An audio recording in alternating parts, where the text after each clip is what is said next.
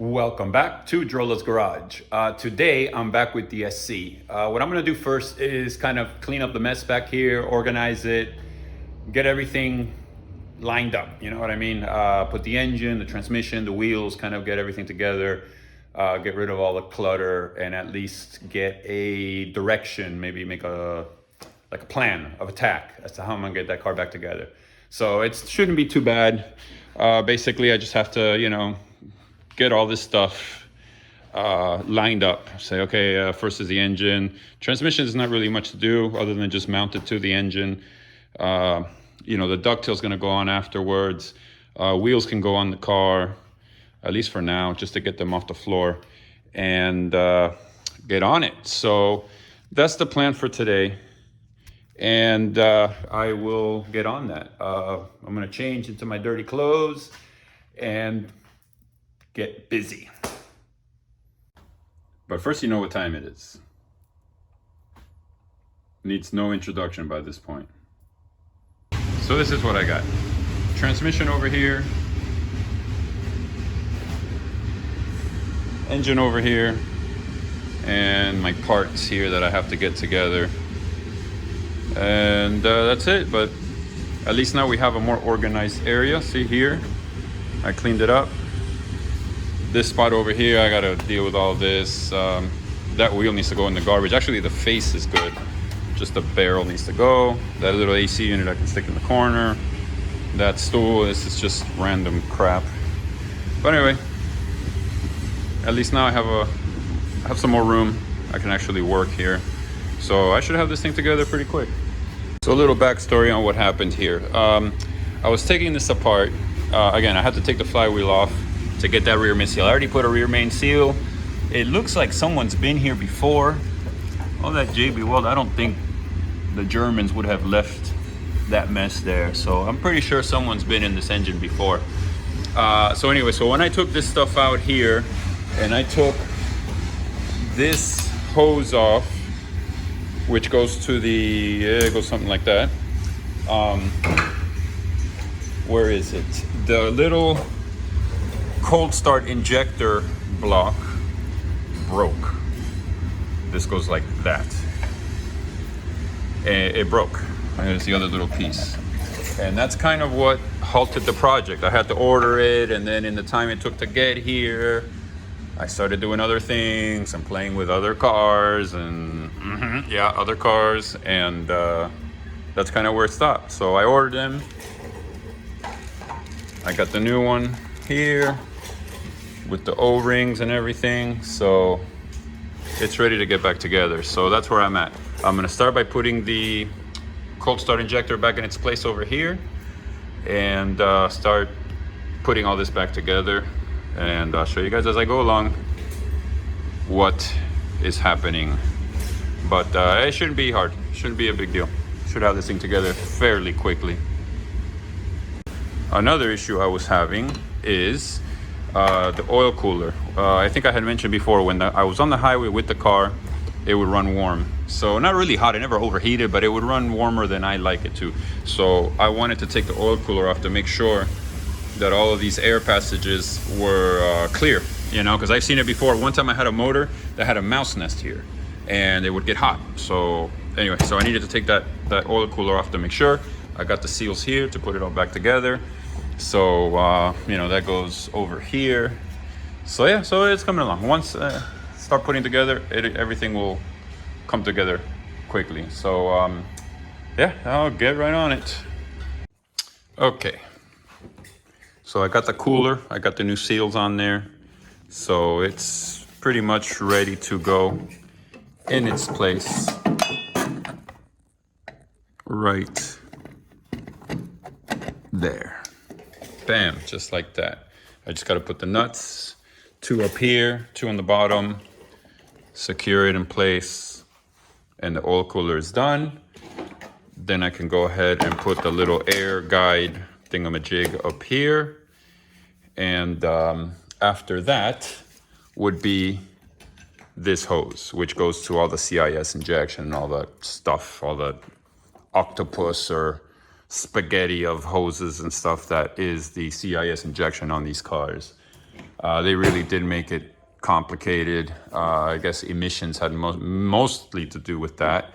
But yeah, it's a big just mess of spaghetti everywhere. So anyway, it is what it is. Got to deal with it. So let me tighten that up. Let me take this off so I don't forget that I got to put those nuts here and down here. Get this thing bolted up, and then after that, I'll go ahead. Also, I got to put that the flywheel in, torque it down, put the clutch on, and just keep moving along, keep moving forward. And then actually I'll be ready to put the transmission together. And then I can slide it underneath the car. Like I said before, even if I don't actually put it in the car, I can at least have it under the car so it's out of my way. Wheels also, I was able to make one stack with wheels. So got to make space in the shop here. It's not very big, so got to make it work. All right, so okay, so I got all of this buttoned up. You see the cold start injector, this whole spaghetti of vacuum lines and stuff, except for this guy. This one actually is right here. Now I had this disconnected because apparently this is the decel valve, and a lot of times it would cause a high idle. So what they tell you to do is just plug it up and that's it. The other option is to push this in by 1 millimeter, which I did. So obviously the engine's out of the car, so I haven't tried it since I pushed it in. So I'm going to try to reconnect this vacuum line to the decel valve and see what happens. If not, I'll just leave it capped, no harm. That's it. No, that's it. No harm done. So I'll see what I do about that. But otherwise, everything else is connected. I got the little engine tin here. I got the deflector. Oil cooler is torqued in. So clutch, flywheel, that's next. All right, so I got the Loctite stuff. The last time I bought some blue Loctite, it came in this gel sort of stuff out of a squeeze tube. So whatever, I haven't had any issues with it. I've been using it. So, and it goes, there's the flywheel. And let me get those in there and get them torqued in. So just as a rule of thumb, I usually torque these guys down to about 100 foot-pounds. I think anywhere between 95 to 105 is fine. I just leave them at 100. Obviously using new bolts every time. These bolts are stretch bolts. So when you torque them down, they stretch. So if you retorque them, like if you reuse them, they don't torque the same because they're stretched. So I'm gonna torque them to 100 foot-pounds. Now, another thing is a lot of people use these fancy flywheel holding tools. There's no need for that. Little wrench, put one of the bolts here that hold the pressure plate in, put it here, boom, done. Why do you need a fancy whatever tool? This little thing works just fine. It does the same job. So let's get torquing. Okay, so I always torque them in a crisscross pattern. I don't know, I don't know if there's a specific pattern to use. I just use a crisscross pattern. Haven't had a problem yet.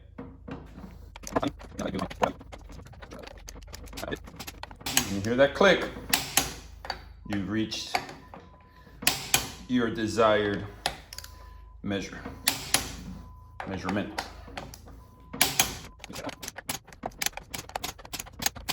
Little double check to make sure they are all torqued. Last thing you want is one of these bolts coming loose on you while you're going down the road. It's happened to a friend of mine, never happened to me. I don't want it to happen to me. Now I gotta torque these little pilot bearing, little Allens here, so I'm gonna get those next.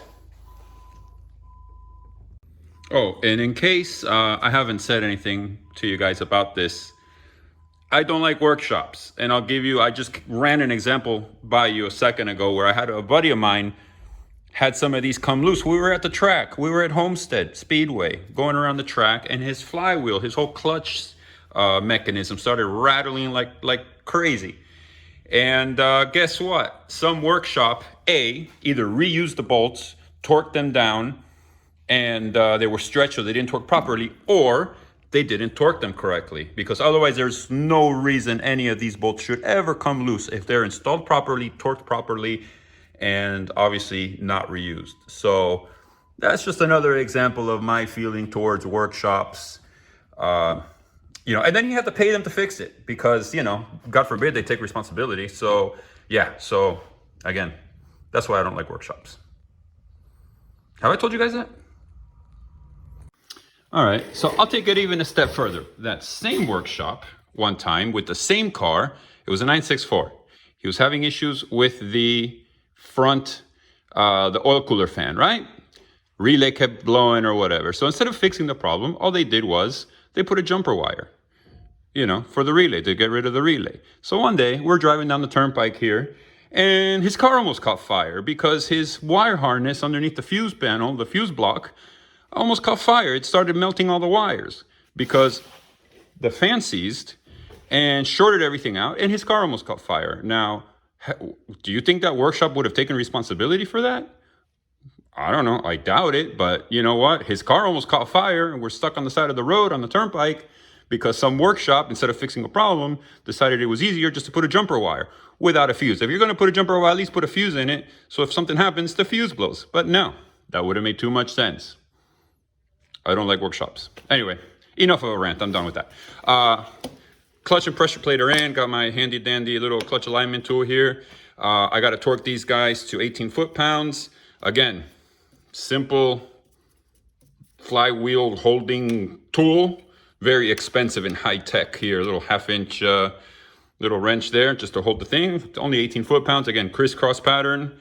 And we should be good to go. And then the transmission will be ready to go onto the motor. Getting close. All right, so I got the transmission here. I like to put a little bit of this super duper grease here on the splines of the input shaft, and also here on the little arms of the clutch fork, just for a little lubrication. So that's it. Everything's ready. Let me put them together. Let me mate them. All right, check that out. Transmission is hooked up.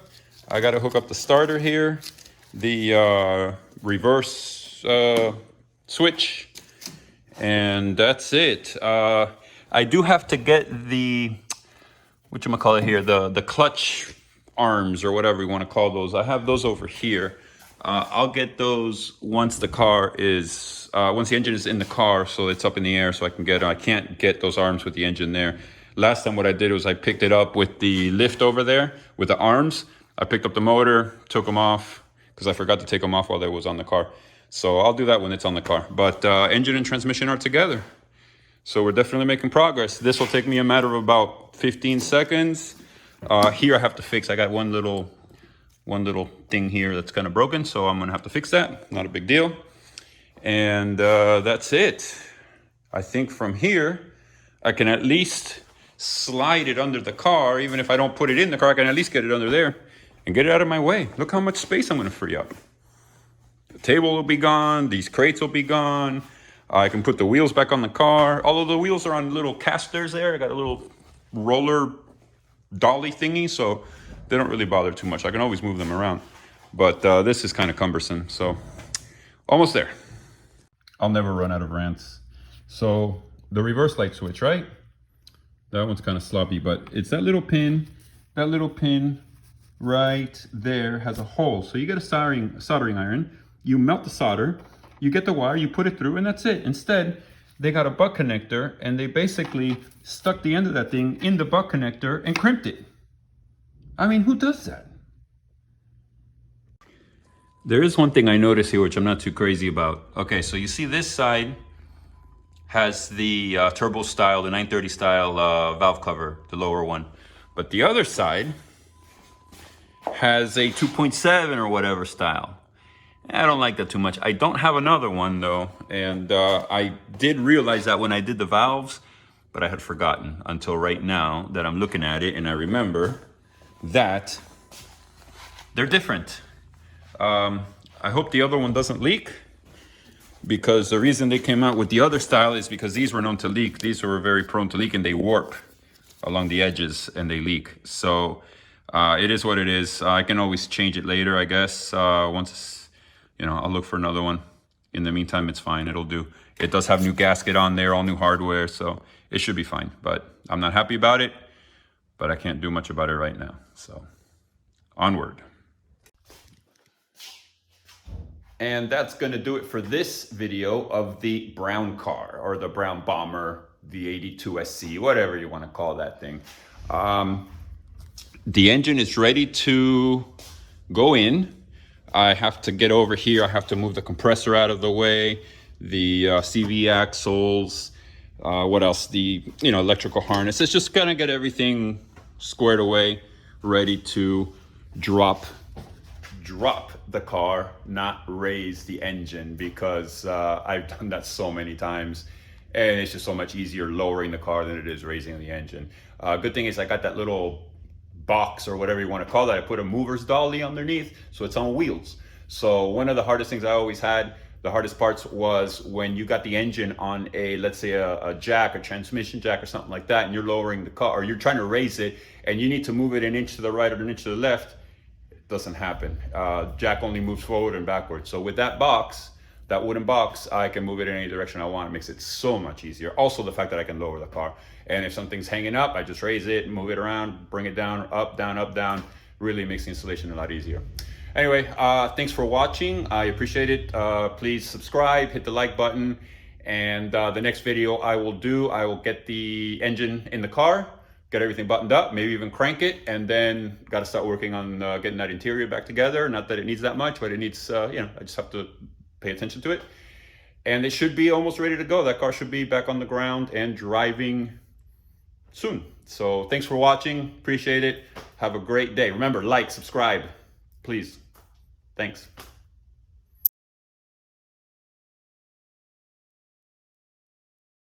Car, and maybe even crank it up. I haven't run that car. And next door, they're doing construction. Okay, so now that I can hear myself think again, I know I got to know the construction. My problem is, at home I have construction directly across the street from my house. They're building two houses. So 7:38 in the morning, they're hammering. I get that beep from the forklift. I mean, it's constant noise. I come here to the shop. It's supposed to be my quiet place. I got construction next door. Beeping, machines. Oh man, I can't get any quiet anymore. Anyway, enough.